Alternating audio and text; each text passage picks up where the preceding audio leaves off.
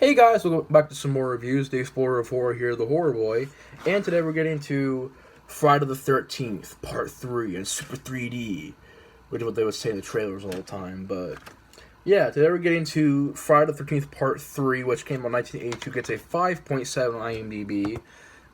Once again, directed by Steve Miner, and this is once again one of my, it's definitely a great sequel. I still love it. I would say it's probably my least favorite out of the first five. Which, it doesn't mean it's a bad movie. I still love it, but it's definitely the one that I think out of the first five has the most problems. And we'll get to that in a second. But we'll get right into it. The movie picks up right after part two. You have the beginning of the movie where Jason,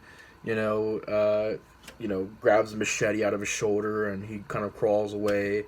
Or the zoom in shot on the head of Mrs. Voorhees and that great opening titles of Friday the 13th, Part 3, and it's all done in the 3D lettering and the great disco song, disco music playing. It's just a great, classic, cheesy opening, and I love it to death. But Jason, at the beginning of the movie, picks off this couple at this corner store, kills them, and then basically we get introduced to our teens, which we'll get into in a second. But you have Dana Kimmel playing their lead, Chris. And you have Paul Kratka playing her boyfriend, which is the second lead. You also have, the other typical characters. You have the jock character, you have his girlfriend, you have the stoners, and you got them.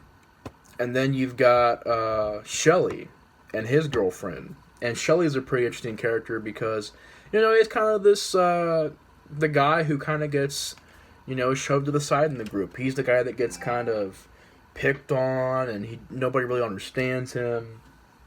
So you kind of feel a little bad for Shelley because he basically is just trying to get some attention, man. He likes to prank people, likes to scare people. He even wears a mask, and the girl asks, "Is this my date?" And he's like, "Well, sorry." A pretty decent character.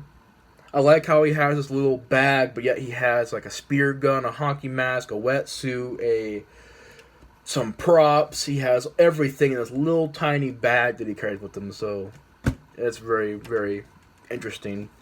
Um, and basically, these characters they pick up his girlfriend or soon to be girlfriend, the girl they're going to try and get him with, and they go out to Crystal Lake. And it's not Crystal Lake, it's Higgins Haven. It's close to Crystal Lake, and really, if you think about it, it's a pond, really, if you think about it. It's like the one thing nobody ever points out in this movie is that it's not a lake, it's like a pond in the middle of this place. So really, it's not Crystal Lake. It's like part 5 where it's not really Crystal Lake. There is no lake, but I can still deal with it because the atmosphere still looks great in this movie. It still looks fantastic. And I love the way this atmosphere looks. Um, but yeah, they go there. Shelley starts pranking some people. They start smoking dope, having sex, doing typical things. And Jason shows up. You also have a scene where Shelley and them get in some trouble with this biker gang, with this guy and this girl named Fox, and they go to the Higgins Haven. They end up getting killed as well. But yeah, very basic plot. Dana Kimmel and Paul Kratka, they drive off, and when they get back, is there anybody left alive? That's the question. But yeah, man, I love part 3. I would say that, like I said, it's my least favorite only because of the problems. Like, for me, this probably has the weakest cast of the first 5 movies because really, no disrespect at all, but I'm not a big fan of Dana Kimmel as the lead. I'm really not. And like I said, nothing personal, but it's just, for me, she's probably the weakest lead.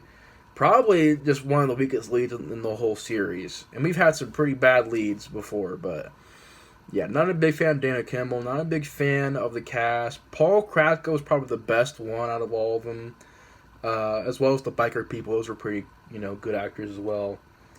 But the cast is just very generic, very typical. Nothing to them. Um, There's some scenes in this movie that are really just, like I said, there's no lake. It's not really a lake. It's like a pond. But that's just a small problem. But really, there's also just this big problem with this character, uh, Chris, where she has a flashback, and it's just a really, it's a scene that does not hold up.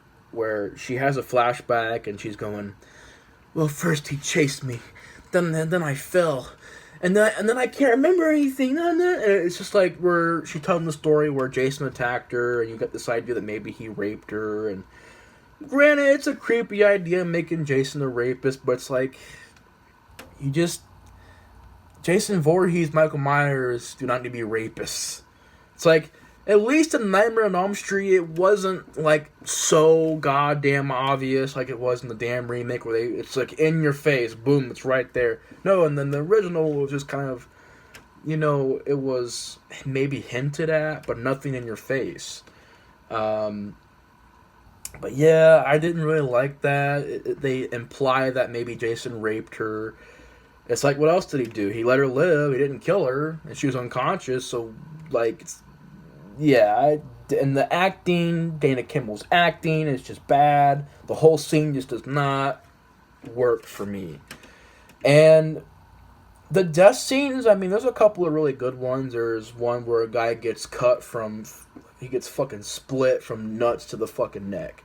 And that is a really, really awesome, like, batshit crazy death scene.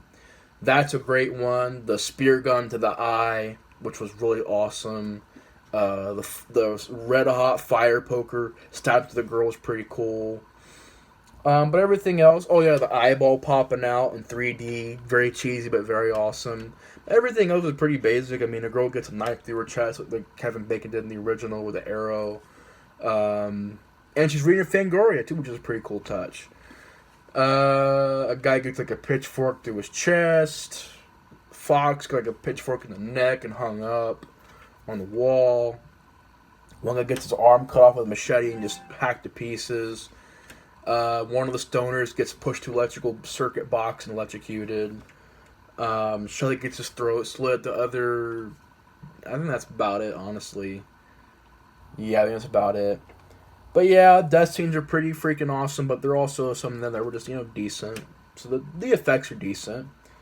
I personally love the 3D stuff where you have like bats, going to the camera and knives going to the camera and everything's on 3D and, it's all being done to the camera.